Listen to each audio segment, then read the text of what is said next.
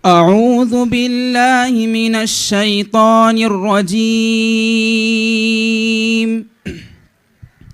بسم الله الرحمن الرحيم. إن هذا القرآن يهدي للتي هي أقوم ويبشر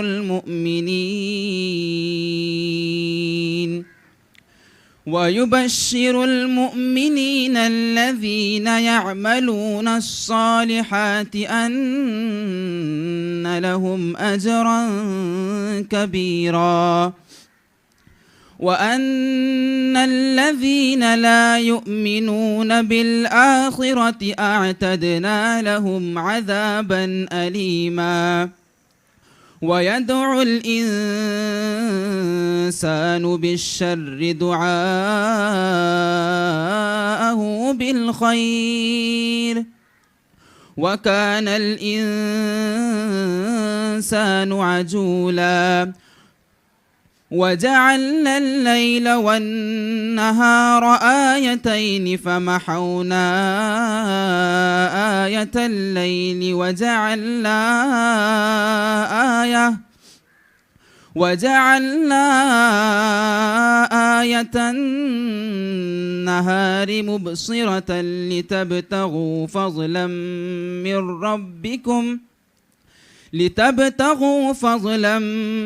من ربكم ولتعلموا عدد السنين والحساب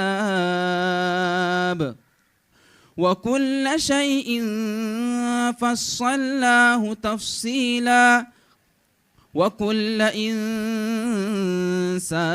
ألزمناه طائره في عنقه ونخرج له يوم القيامة كتابا يلقاه منشورا.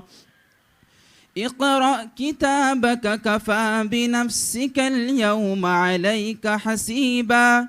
من اهتدى فإنما يهتدي لنفسه ومن ضل فإنما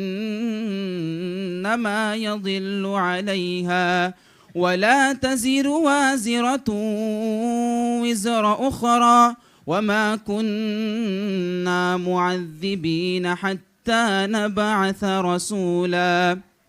صدق الله العظيم.